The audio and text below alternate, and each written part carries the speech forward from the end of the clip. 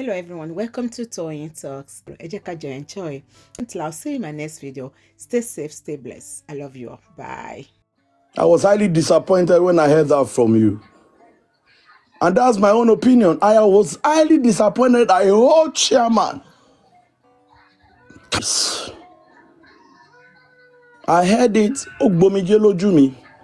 Because I was like, how will Baba Mohbad feel? This is you that calls Baba Mohbad. And he's hearing you on the platform, and you are saying categorically that the man cannot get justice. Even Mohbad's spirit will be smiling with you, yeah? He will be happy with you. His soul is not resting, it's disturbing everywhere. The boy is crying day and night for justice. Some people are sitting down and they are twisting the justice anyhow. Instead of you to use your chairman's voice to cry out, to call out you can call out to every connection you think you have that you want to use to deal with Detola, you are supposed to channel that strength to get justice, not you are supposed to channel that power. If you are so powerful, kó jẹ́ ní gbogbo babaláwo tó wà ní gbogbo Ìjẹ̀bú-land, kó jẹ́ yín náà bọ̀. Ó yẹ kẹ́ lè bá wa sọ fún wọn náà pé pé ẹ bá wa wá kíní síta. Tóbìnrin bá ń sọ̀rọ̀ obìnrin, ó yẹ káwa ọkùnrin máa ṣe bí ọkùnrin. Kò tiẹ̀ yẹ, I place you in a high DC. Even we have differences in our own opinion. The way you responded this afternoon, for me, is a red flag. And I'm entitled to my own opinion 100%.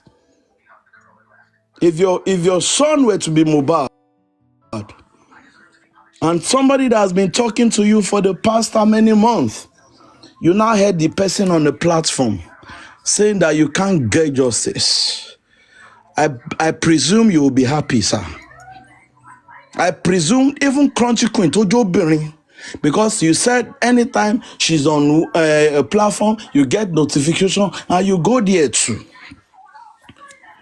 The Crunchy Queen that is a woman, and I believe she has kids. Gbogbo wa la bímọ now. Gbogbo wa ni a bímọ. Gbogbo wa ni a bímọ. Tí ó bá jẹ́ pé ọmọ wa ló ṣe bẹ́ẹ̀, tó wà nípò tí Mohbad wà yẹn, ṣé inú wa máa dùn? You come on to, there is no empathy, there is no sympathy, there is no emotional feeling for a man like Aloba Joseph. By level of standard, if I look you, chairman, I will say, God have answered your prayer to some extent. Compare yourself to Joseph Aloba. You are the kind of people God should use for that man. Not you saying that he cannot get justice. No. The last time I checked, Otumba, you were being given that title like you said. You were supposed to use everything in your power. Tó bá tiẹ̀ jẹ́ pé Wùmí wá ní agbára tó ní backbone. Tẹ́bi tó ń sọ, ó yẹ k'Ọlọ́run, may God use you. Or if don't say na only you God go use for this justice for Mohbad, where we go get justice. You for allow God make he use you, we could get them. No matter whatever the group that was dissolved. I asked Andy a question. I said, Andy, before this group was formed, you were doing what you were doing for justice for Mohbad. Immediately after the group was dissolved, he started going other way around. And he said it was chairman and Crunchy Queen that opened his eyes. And he started doing all he can do. Andy that talks to Baba Mohbad, that talks to Muyiwa, that talks to Odumosu, as of then. Andy is now saying, I'm not for Baba, I'm for Mohbad. Bonjo and dear loku omi fe jabo lójú mi.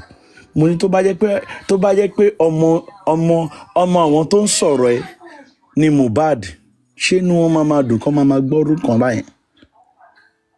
Except you don't know what is happening. except for this person that is just joining justice for Mohbad now.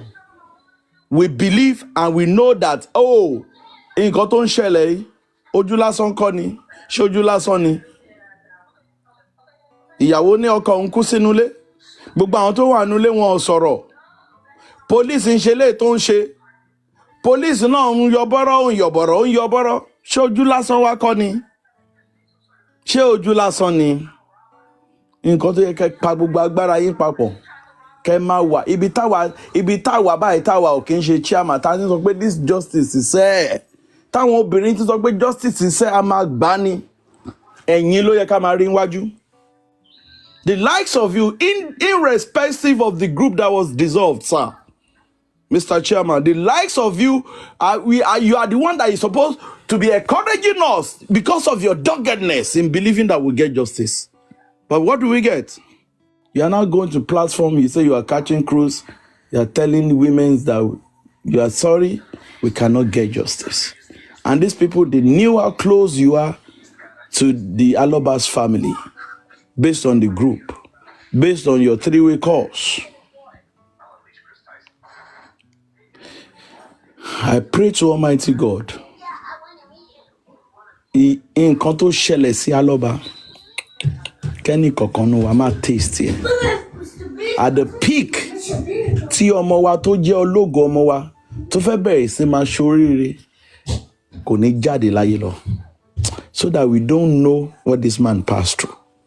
So that we don't know what this man is facing. Do you think it's easy to be a single father of 3? You are even married. It's difficult. Even with your wife, it's very difficult. Not to now say you're struggling for 3 children at the peak. At the peak when to your coach, I jókòó tó sọ pé èmi náà lọ́lọ́run dá lóhùn last. Èmi náà lọ mọ́ mi tí mo jìyà nítorí ẹ̀ tó ń ṣe lé fún. Gbogbo wa la fẹ́ jẹun ọmọ náà. We've invested in our kids. And everybody prays that at the point in time, culture wa ni Yorùbá ni, tá bá dàgbà, àwọn ọmọ wa ló máa tọ́jú wa. In the next 5 years, in the next 10 years, Joseph Aloba will be the only one in his house. A tún rántí pé òun máa bímọ kan. At the age 26, tí ògo ẹ̀ṣẹ̀ fẹ́ máa búyọ, ó sùn kò jí mọ́ nínú ilé ẹ̀. And you think that man will remember Mohbad, no matter the justice they give to him? You think he will remember the day his son died and he will be happy? And we can still come on platform and talk ill of that man. I pray to God that we don't experience 50% of that what that man is going through. If we have lost somebody that is so dear to you before, I don't think we all will be behaving the way we are behaving.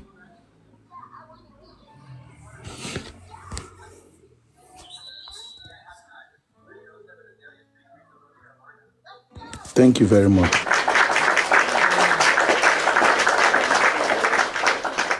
Thank you, York Daddy. Mommy Detola Duke. Yes. I thought you wanted to okay. Yes, I Please. do. TikTok Coffee. Thank you for your platform this morning on this issue. To everybody on the panel list, I say thank you. God bless each and every one of us. York Daddy, I appreciate your submission. Ọlọ́run ọlọ́jọ́ ìní, nǹkan tó ṣẹlẹ̀ sí bàbá Mohbad, it won't be our portion. Each and every parent that has gone through it, God in his infinite mercies, á rọ̀ wọ́n lọ́kàn, á pa wọ́n lẹ́rìn ayọ̀. I am giving my submission on this particular topic right now. Just give me a few minutes. I won't take too much of your time. I was added to the group that Mr. Muyiwa created, the structure group. All we do in that group, and I will tell you this, àárọ̀, ọ̀sán, alẹ́ tá go wá bá dún, It wasn't a group like that. It was a group call. Tagowabadu, we pick it up. All we do in there is deliberate on issues that has to do with justice for Mohbad. The reason why that group was created is to bring host for justice for Mohbad under one roof so that everybody will go back to go and give updates on their platforms. Some hosts, I was told when I got into the group, were reached out to. Now, Mbaton Soro Andy, Mr. Andy, and I told them within the group, I said, Mr. Andy not here, he pay one pay me, but a few days ago, pay me down me till response to one. I just can pay Mr. Andy and invite him into the group. And I did. And he honored me. No, but that's bad. And he honored me. When he got into the group, some people within the group started tackling him one way or the other. And I said, one share Danny, one team more. We need to explain to him why we are all here. Now, Oroyen Lobe, I think it was the next day or the following day, we now heard there's a management group, team. And we're like, okay, the reason for this structure is for everybody to be under one umbrella. It was to the management team. If that's the case, let everybody come together under one umbrella. And we spoke to Mr. Muyiwa about it. And Mr. Muyiwa said, okay, if that's the case, let's do it that way. Now, our management team, which comprises of Adewale Oyinlola, Crunch Queen, Andy, Grexy was added to it, and I think Mr. Muyiwa too was there. Later along the line, they added Lighton because she was in the GoFundMe. Nígbà tó lọ bá wọn, wọ́n dẹ̀ conclude pé a máa jọ ṣe meeting, which I think it was on a Thursday or Friday. Anyway, long story short, Saturday la ṣe meeting yẹn. We went there, wọ́n pick àwa kọ̀ọ̀kan adé lọ. Bàtà débẹ̀, wọ́n kí wa dáadáa, àwa náà dá wọn lóhùn dáadáa. Kò pẹ́ ibi tá ti ń deliberate lọ. Wọ́n bẹ̀rẹ̀ sí ní gbọ̀nrín, ó bẹ̀rẹ̀ látorí Crunch Queen. And Adewale Oyinlola said, the numbers of people that were in the group, well, might increase it from 9 to 11, or it should be 9 or 11 or something. So Crunch Queen said no, that she cannot make a decision without the rest of her team. And Ryan Whispers also said, Toba ti jẹ́ pé bẹ́ẹ̀ ni, òun náà lè make a decision sí. So the thing was, Toba this Sunday, we should come back together after much deliberations at 4 p.m. When it was 4 p.m. on that Sunday, we didn't hear anything. And I put a call through to everybody. I said, meeting tala fẹ́ bá àwọn Adewale Oyinlola ṣe ńkọ́. Mr. Muyiwa was there. So Mr. Muyiwa said, okay, káwọn lọ sínú ọ̀dọ̀ Adewale Oyinlola, meeting. When Mr. Muyiwa got into calling and talking to Adewale Oyinlola them, WhatsApp call, Tomanche, he met a message, and I have a copy of that message. Nínú message yẹn, Adewale Oyinlola sọ pé àwọn ti ṣe meeting. They had a meeting behind the same Muyiwa that approved their group. They had a meeting behind him that they don't want to work with people in structured group. So apparently, Mr. Muyiwa got in touch with Baba Mohbad after that. All the next thing that happened was Mr. Muyiwa came back to us, structure, and said both groups has been dissolved. We were now asking questions. Kí ló ṣẹlẹ̀, kí ló dé, mọ nǹkan tó ṣẹlẹ̀. Wọ́n ní Adewale Oyinlola, wọ́n ní copy kíní yẹn mo dẹ̀ máa send ẹ̀ sí Sister Comfy. Èmi gan máa post ẹ̀ sórí wall mi. Adewale Oyinlola was the one that tied it that they don't want to work with people in the structure group. Onikaluku de shekini. For those of us in the structure group, Onikaluku de, the group was dissolved, and since then I've been doing my thing on my wall, on my page. I, Detola Aduke, Adetola Ogunsanya, called out Adewale Oyinlola on my wall, and he didn't respond. Now, this Adewale Oyinlola called my phone. He called my number, and I saw the missed call. I didn't know it was him. So when I look at the missed call that I got on my WhatsApp, I saw his name underneath it. I now sent a message. I said, I got a missed call from this number. He now lied, L-I-E-D, lied to me that I called him. And I told him, I said, I don't even know who you are for you to tell me that I called you. I have a copy of that conversation as well. Now, this Adewale Oyinlola, I am saying it to his face now, has an agenda of his own. This is the same man who we know as Otuba. We know him as Ashiwaju and chairman. This is the same man that has spoken to Joseph Aloba with different names. Now, my issue with him is the lying. When you came into Justice for Mohbad, I am sure nobody sent you or wrote a letter of invitation to you. But when you wanted to leave, I have a copy of that letter too, which I am going to post on my wall. You said, Oti, resign. Oti, she Justice for Mohbad more. And we didn't hear from you. Only for you to come back and you gave the manipulative excuse that because Sanshitu was not properly employed, or there wasn't any letter or whatever it is you said, that was the reason why the group was dissolved. Adewale Oyinlola. My name is Adetola Adenrele Ogunsanya. Sori bi ti teyan kan parí sí ni teyan kan ti bẹ̀rẹ̀. Mi mo eri, mi fẹ́ mo eri, mi mo imi abishu to be or anything. You came here because I wanted you to clear yourself about the dissolvement of the group. You started cursing and abusing me. I recorded everything, no. Tioriba, as small, as little as for me. If anything happens, forget, we'll take it up. I will take it up with you personally. So all your bluffing here, your threats, believe you me, I am going to take it up with you.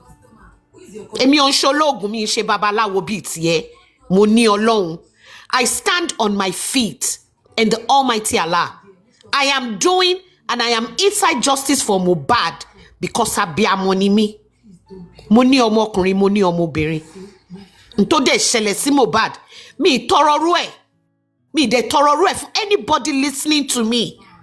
Kò séyàn tó gbàdúrà pé kóhun jí ní jí ọjọ́ ayé òun. Kóhun bímọ. Kóhun fọwọ́ òun gbé ọmọ sí. Ìwọ yìí kan náà. You went into Baba Mohbad's life. You said it. That you talked to him. Wọ́n ní ẹni tó mọ ni ló ń ṣe ni. Ìwọ náà ló padà jáde. Ló sọ pé Joseph Aloba ò lè rí justice. Ṣó mọ̀ pé ó ti fọ́n bí ìsìn. Ó ti threaten me. Tí nǹkan kan bá ṣe mí, Adéwálé Oyinlọ́lá, ọmọ Ìjẹ̀bú Òde ni ẹ́, ọmọ Ìkòròdú lèmi. Èmi ò ń ṣoògùn. Because it's obvious pé o gbójúlé ògùn. Tí nǹkan kan bá ṣe mí, mo tún sọ. I'm recording this conversation. Tí nǹkan kan bá ṣe mí, Adéwálé Oyinlọ́lá, forget. You won't go scot-free because Ọlọ́run ò ní gbà fún ẹ. Adéwálé Oyinlọ́lá, if anything happens to me, I am saying it here. If anything pẹ̀lẹ́ kó máa sunkún ẹkún yẹn ló máa sun. If anything happens to me, torí mi rí ti ẹ̀rọ, I don't know you, but because you keep lying, you are lying. The group was not dissolved because of what you said, because there was no formal way of how, what is it called, Shitu was employed. Why are you lying all over the place? Must you do justice for Mohbad? Was your placenta buried here? You don't like what is going on, then you get, with all your qualifications, èmi ò kàwé o, mi ò kàwé o, pẹ̀lú gbogbo ìwé tó kà, pẹ̀lú gbogbo iṣẹ́ tó ń ṣe, pẹ̀lú gbogbo businesses tó ní, gbogbo ṣe ń ṣe rádaràda lórí justice for Mohbad. Stop going around and lying on justice for Mohbad. Everybody has a right to their opinion. Stop going around and manipulating and cajoling people. You don't want justice for Mohbad, stay the fuck off. Leave Joseph Aloba alone. Ìwọ kan náà ló lọ sí Abuja. Ó ní tó lọ dánwò ń bẹ ìgbà tó lọ sí Abuja. You are the same one that wants to make money off Mohbad's case. Mohbad is a son. Bó bírú ẹ̀ tó dàgbà tó yẹn, wà lọ́mọ títí yẹ. I will never pray for anybody to use their own hands to bury their own child. But you go about, you said it here, that you are catching cruise on somebody's life. So gbàdúrà kéèyàn catch cruise lórí ọ̀rọ̀ ilé ayé títí ẹ. Ó rí bó ṣe ń dún fatafata mọ́bìnrin. Ó rí bó ṣe ń dún fatafata lórí ọ̀rọ̀ lọ́rọ̀. Ó dùn ẹ́ tó yẹn ni. You are obviously bitter. I don't have any issues with you except for the lies that you are going about telling people. And I will stand by you anytime, till moment M. If anything happens to me, forget. You won't go scot-free. TikTok, thank you very much, Comfy. God bless. Thank you, ma. Thank you for that submission. Popsicle. But no, mommy, nothing will happen to you by God's grace. Nothing will happen to you. I mean, don't behave like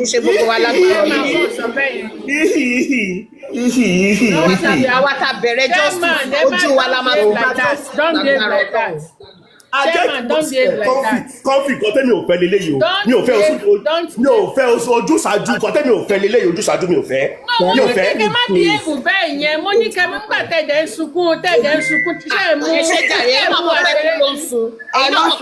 mú aṣeré ni. Ẹ̀yin náà mọ̀ pé kún ló ń sun. Detola, see.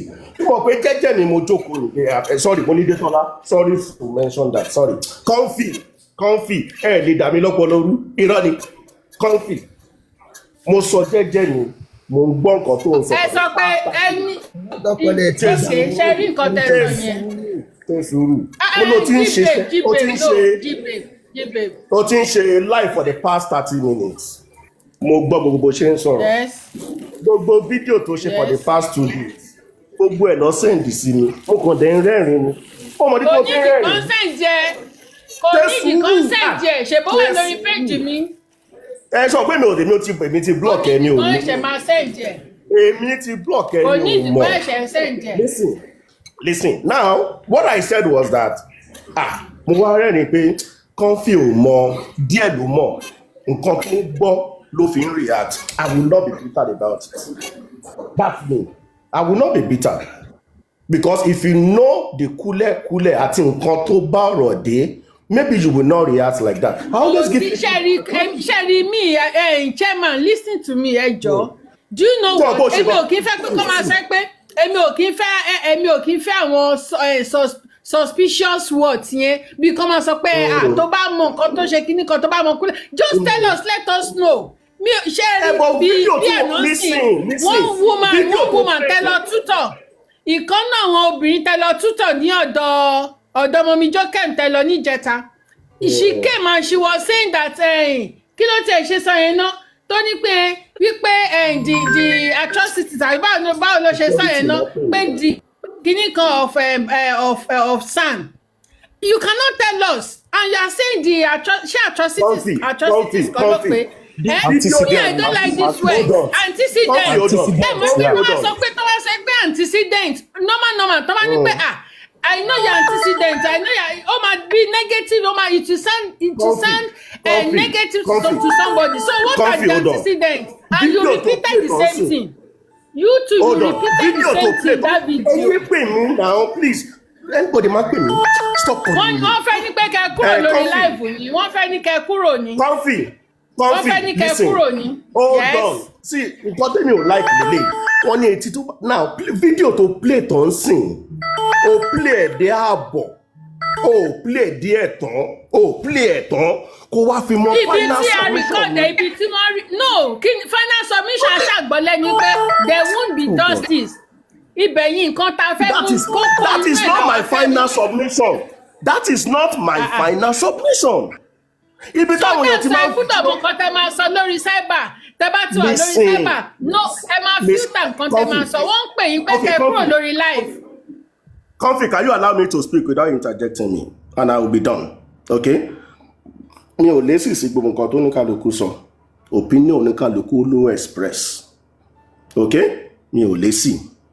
Wọ́n níbi ìlú gọ́gọ́ lọ́rọ̀ lé ayé yìí tó bá kọjú sẹ́nìkan ẹ̀yìn ló kọ sómi ló kọ sẹ́lòmí ẹ̀wọ̀n tó bá wá kọwájú tí ẹ kó tá tó bá wá kẹ̀yìn sí ẹ kó tá tó bá wá kù wọ nìkan kí ló ní kó ṣe wọ́n ní kó tó èrò ara ẹ pa ibi tó yí oníkálukú wọn ló ti fi express ẹ̀yẹn I don't have any power over anybody's thoughts and feelings I don't. Ṣùgbọ́n ohun tèmi mọ̀ ni pé tó bá jẹ́ pé lórí òótọ́ ni mo dúró lé àbí bí Mohbad ṣe máa rí justice mo fi dúró lé ó kù mí ó kù Ọlọ́run kọ́lọ́run fèyí tó kù dá mi lẹ́jọ́. Àmín lórúkọ Jésù. Àmín lórúkọ Jésù ẹ ṣe náà á dá fún yín ìyá mi but mò ń sọ nǹkan tí mò ń sọ based on àwọn nǹkan kan tí mo rí tí ò ń ṣe lórí platform tí ò ń ṣe lórí TikTok mo dẹ̀ sọ mo ní tábàárí justice báyìí ọ̀nà míì wà tá lè gbé gbà wọn ò play yẹn o èmi ò gbọ́ kó sọ yẹn o anybody ò sọ yẹn o ẹ wá ní kórìí mi má gbà ẹ wá ní kí n má faraya etí tó bá gbọ́ àlọ́ ó ń láti gbọ́ àbọ̀ mo fún wọn ní èyí náà ló ń jóun chairman èyí tó ti gbọ́ yẹn ló ń jóun tẹwàá bẹ ṣe wá ń darí ayé nígbà yìí sí eléyìí tẹ gbọ́ yẹn ló jó òun eléyìí wá sọ pé ọ̀nà dátú no jébè Comfy, we all listen to this voice note. Comfy, he said because of Sanj, you are not going to get justice. So it's not about the reward. That is not it. Let's act on the voice note. Listen, sir. Let's talk about what you said. No. Okay, I'm listening. That video. What you said. Play that video.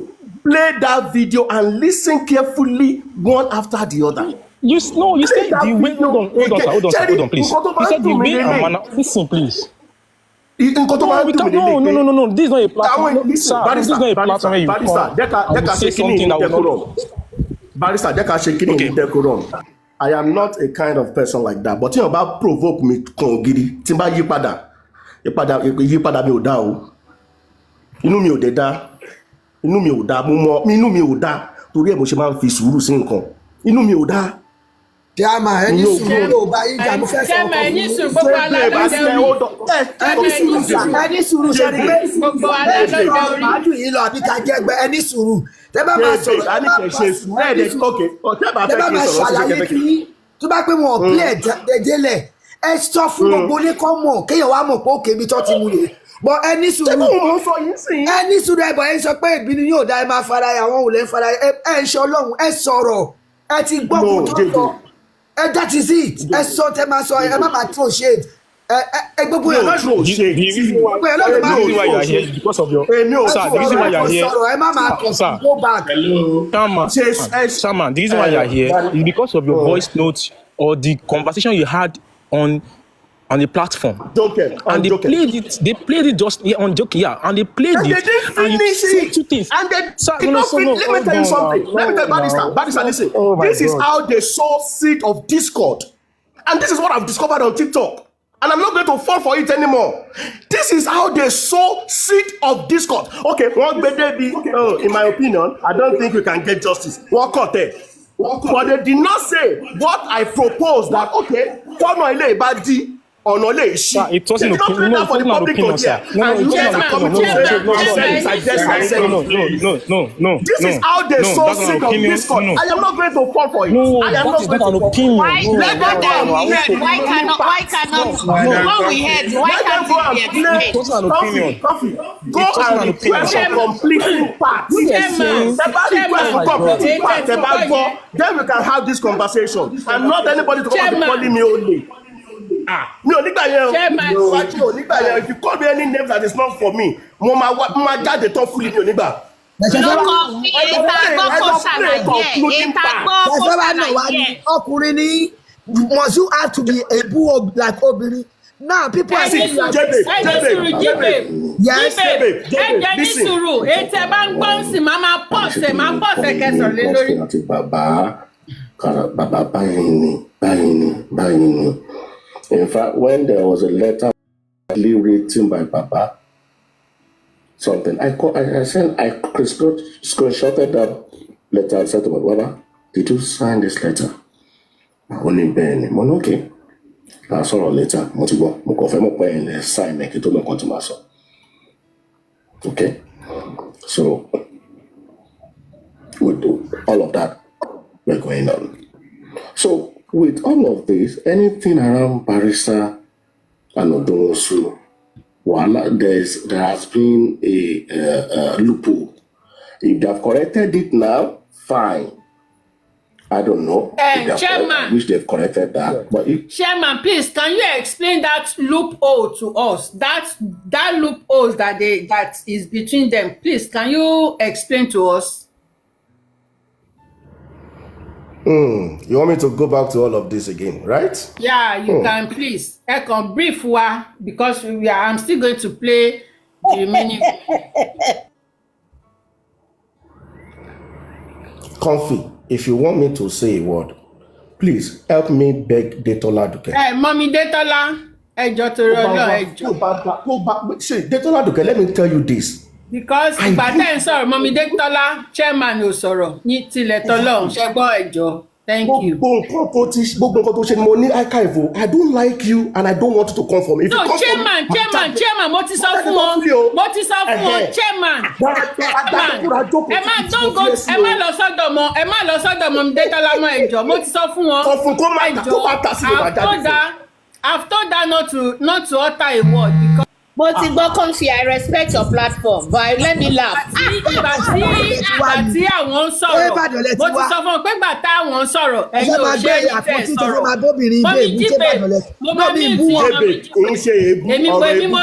mọ́mí jíbe ẹ̀jẹ̀ bá wa sọ̀rọ̀ ẹ bá wa sọ nǹkan tó wà láàárín àwọn méjèèjì yẹn. Ṣàlàyé èso ti sọ sílẹ̀. Oh God. Mọ́mí Detola èmi máa mute yín o máa mute mo ti ẹjọ́ tó rọ lọ mo máa gbọ́ lé ní ìsọ̀dọ̀ yín. tọ́rọ̀ wà ń sìn o ẹ ní sọ̀rọ̀ síbi tọ́rọ̀ wà.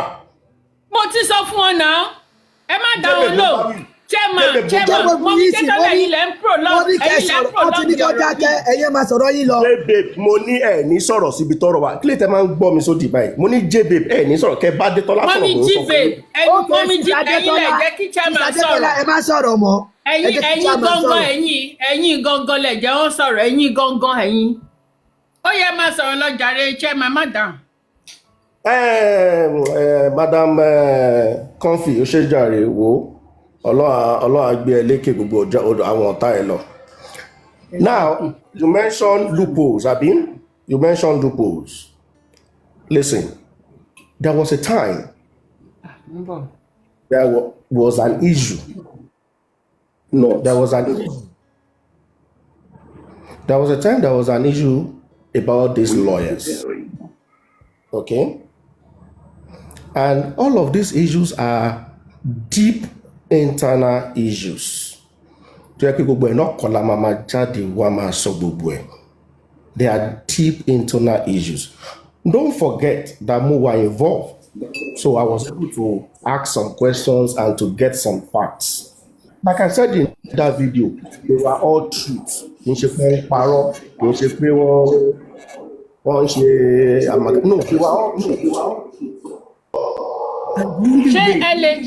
rí àní loopholes yẹn mo ẹ bá wa sọ kan nú ẹ because ṣe mọ̀ nǹkan tí a bá lè sọ síta tá a bá believe pé these are internal issues, internal something, we are not supposed to say it out, or we want to cover it. There's no reason for me at the first place coming out to say there's ẹ mọ̀ pé tẹ́ bá ti lè mẹ́nu lọ síbẹ̀ yẹn ẹ ti fi àwọn èèyàn sí suspense nìyẹn. We don't want that suspense. Nígbà tẹ́ ti mọ̀ pé internal something, you are not supposed to mention it out. Àwọn tó wà involved mọ̀ nípa ẹ̀ á dẹ̀ ti trash ẹ̀. So kò yẹ kẹ́ mention ẹ mọ̀ pé àwọn ẹ máa gbọ́ chairman jẹ́ sọ̀rọ̀ kan fún yín ẹ discover wípé bẹ́ẹ̀ ṣe ń sọ àwọn ọ̀rọ̀ yẹn ẹ máa rí pé àwọn abiyamọ tó wà lórí platform yẹn wọ́n ṣe ẹ mọ̀ pé pàǹtì ẹ̀jẹ̀ bó ṣe máa ń pè ní Naija pàǹtì ẹ̀jẹ̀ ó ń drop lára wọn bó ṣe ń gbìn yẹn bó ṣe ń sọ yẹn tẹ́ ṣe yes okay ó dà pé ẹ mọ̀ àbí ẹ máa sọ̀rọ̀ yẹn fún wa ní blue. Tọ́ba sọ pé lúpọ̀ wà níbi kankan, which means from what you have looked at, ibi báyìí di bí báyìí, ibi báyìí di bí báyìí, ẹ jẹ́ ká di bí báyìí. And we have discussed that. Ẹ jẹ́ ká di ibi, wọ́n lè gba bí báyìí mú wa, ẹ jẹ́ ká di bí báyìí, ibi báyìí kò lọ bó ṣe yẹ kó lọ, ẹ jẹ́ ká di bí báyìí. And exactly what àwọn ìyẹn òun fàjà kó fàjà. Gbogbo nǹkan tí mo dẹ̀ ń sọ yìí gbogbo ẹ̀ ni mo ní kò sí nǹkan tá a ṣe tó wà ní kọ̀rọ̀ gbogbo ẹ̀ la ní recordings ẹ̀ lọ́wọ́ nítorí pé ó ń dọjọ́ iwájú ó ń dẹjọ́ gbogbo ẹ̀ la ní recordings ẹ̀ lọ́wọ́. So advice dẹni kíní yìí ó dẹ̀ pé ẹsẹ̀ wa ti yọ síta ń bì ẹ jẹ́ ká block ẹ̀ kíní ẹsẹ̀ wa ti yọ síta ń bì ẹ jẹ́ ká block ẹ̀. And I think that is professional enough to advise. So can I interject what you said now? The thing you are saying, is it internal wranglings between you and the other group, or between you and the legal team? No, please, sir. Because hold on, please. Because what you said, the bone of contention here is because you say we are not going to get justice because of the way and manner Barrister Shitu SCN was hired. That's what you said. So is it the internal wranglings between you and the other group that was created, or between you and Mr. Muyiwa, or between you and Abba Omad, or between you and the legal team? Can you expatiate on that? That is what we want to hear. Why are we not going to get justice because of this? Thank you. Barrister, I have never been in a group with anybody, as in with any other person. Never ever kò ṣẹlẹ̀ láti àárọ̀ dalẹ́ rí. Kò ṣẹlẹ̀ láti àárọ̀ dalẹ́ rí. The only people that we talk together, myself, Crunch Queen, and Mr. Muyiwa Gurexi, and Mommy Lighton once in a while. I have never expressed any thought, feelings, opinion on any other group. I have never. So whatever I'm saying is within us. When I say us, you understand what I mean. Within us, so that we can take corrective actions. Okay, now what you meant was maybe the grievances or the loopholes within your group, within Chairman, Crunch Queen, and Andy. Abi, because I don't understand. Because I think for any loopholes, yes, to fi jẹ́ pé the loopholes tó ti wà between the lawyer in London and the Sun. But that loopholes only maybe those are one of the attributes like it will constitute us not getting the justice, because I don't understand if for any loophole still loophole like I said the width. Okay, Chairman, let me continue. Now you are unable to give us the loophole. Let me continue. I will continue. Kimama, so that we ní máa pẹ́ ní orí mi kí mi àbí ṣe lè ṣàlùbáná ṣe ń sọ. Ẹ má bínú pé mi ò mọ̀ sọ dáadáa. No. One is only a madman that does the same thing at the same time and expect the same results. No. Versace 2 is only for Corona. Only. Can you please explain that? Expatiate on that. Because this your analysis only Papariano mo gbọ́ mi baby last week or so tí mo gbọ́ tó sọ da Sanshitu can never, he doesn't have anything to do in high court. That only in corona inquest nìkan ló ti lè function. That his son is just a waste son. That he has nothing to do at the upper court. Please, can you just expatiate on that? And you said it's based on the negotiation. That negotiation, I want to understand, because a woman came to Daddy Ox yesterday was saying, Otini negotiation, as in the way she was talking as if they have negotiated with Sam. Some people has negotiated with him that maybe they want to give him money he has collected.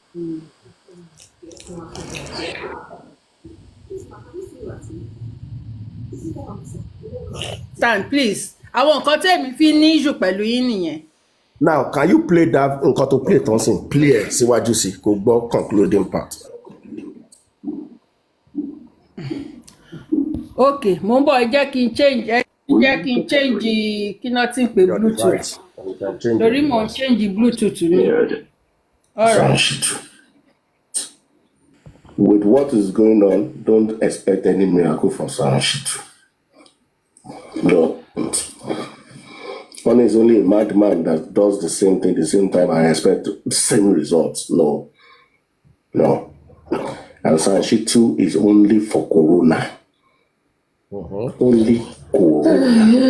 Ṣé ti gbọ́ bọ́n ṣe ń mí? Ṣé ti gbọ́ bọ́n ṣe ń gbin? Ṣé ti gbọ́ bọ́n ṣe ń gbin? Ọ̀tá wọn kú sára nìyẹn o. Ṣé ti rí nǹkan tẹ́ dálẹ̀ láàrin yẹn? Just continue. Criminal case. Chairman, are you talking? Ṣé ń sọ̀rọ̀ ni? No, èmi kọ́. Another negotiation.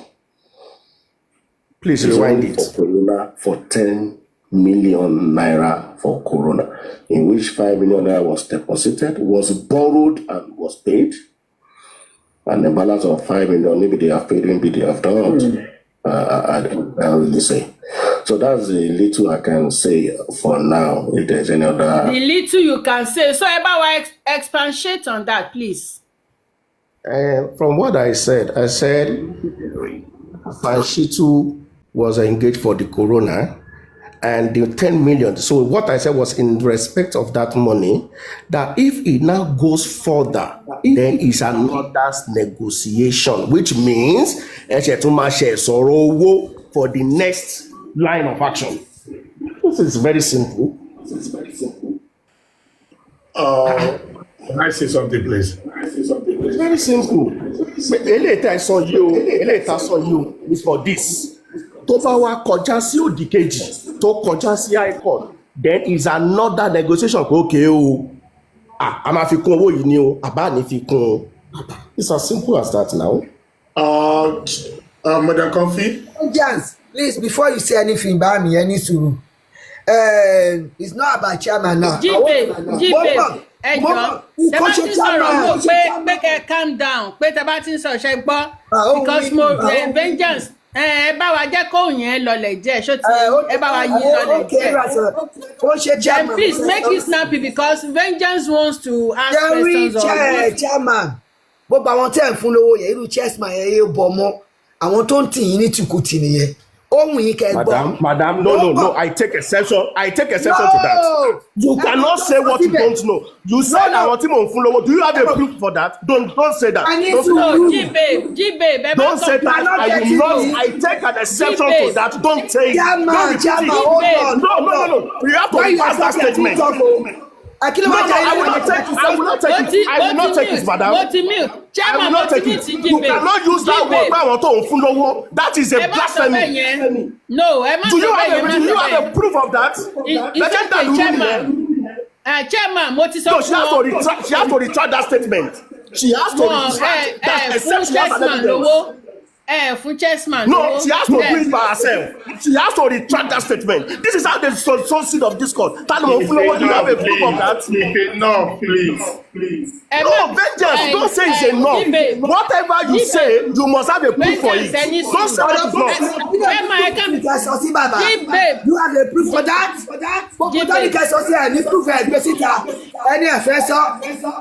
So Chelsea tó ń kó èèyàn pé kẹfún lówó Chelsea ní kẹfún èèyàn kan lówó ajákẹ́ kí ló mean chessman ló sọ̀rọ̀ sí ó ní kẹ́ fún barista Ọlájẹ́lẹ́ wá dákẹ́ ó sọ pé ẹ̀ ń bọ́ chessman.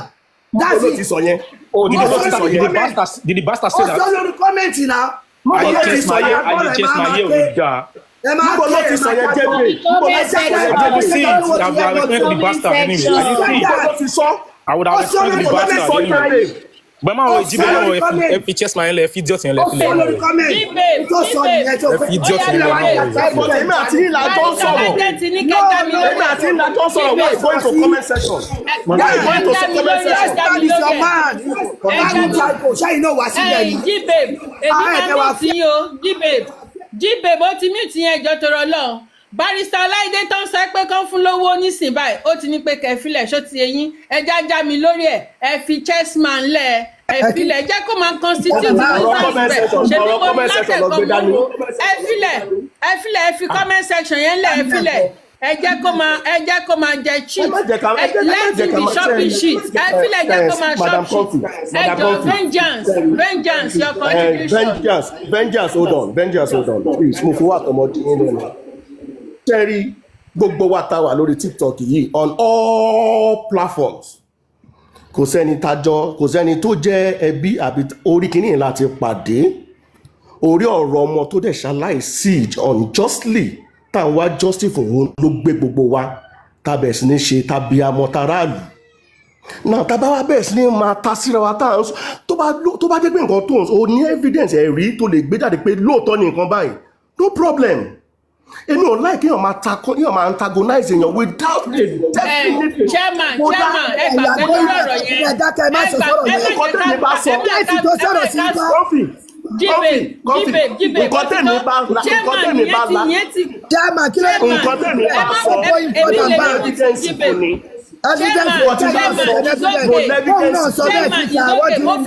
Mo fẹ́ kí vengeance kó bẹ̀rẹ̀ kó contribute sí question tí mo bí yín yẹn mo fẹ́ kí vengeance kó contribute sí ní ẹjọ́ vengeance ẹjọ́ ẹ bá wa contribute please ẹjọ́ ẹ bá yẹn ká wà distracted from the line of thought please thank you. Thank you very much, Madam Coffee. Thank you, all the panelists. Thank you, the commenters. Chairman, I just have a question for you. You said in that audio recording, you said Sanshitu is just for Corona, and they paid him 5 million naira, and you don't know if he has been paid the balance of 5 million naira. And when he's ready to go to high court or criminal court, they may need to renegotiate with him. Please, Chairman, do you have evidence? Do you have evidence that Sanshitu was recruited for just the Corona inquest alone, please? Chairman. Hello. Chairman, are you there? Vengeance. Yes, please. Did you say me? Yes. To negotiate with me? No.